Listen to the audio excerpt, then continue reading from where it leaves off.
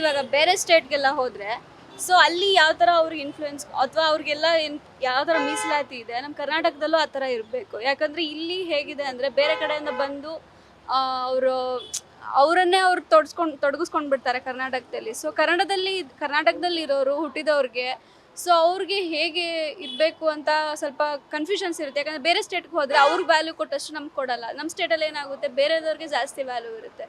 So ಇಲ್ಲಿ ಹೇಗಂದರೆ ಇವಾಗ ಕಂಪ್ನಿಗೆ ಹೋದರೆ ಮಿನಿಮಮ್ 3-4 ಲ್ಯಾಂಗ್ವೇಜಸ್ನ ಮಾತಾಡಲೇಬೇಕು, ಹೇಳಲೇಬೇಕು.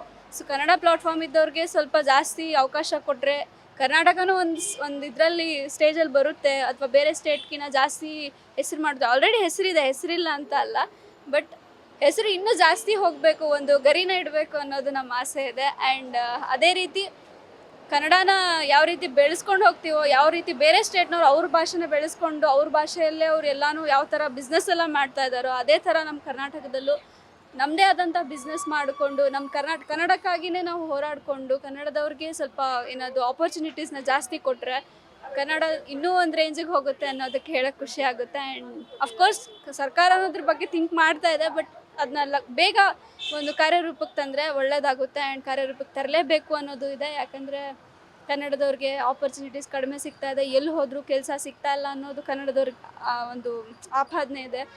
ಸೊ ಅದರ ಬಗ್ಗೆ ಸರ್ಕಾರ ಸ್ವಲ್ಪ ನೋಡಬೇಕು, ಕೇಳಬೇಕು ಅಂತ ಆಶಿಸ್ತೀನಿ. Thank you. ಗ್ಯಾರಂಟಿ ನ್ಯೂಸ್, ಸುದ್ದಿ ಖಚಿತ, ನ್ಯಾಯ ನಿಶ್ಚಿತ.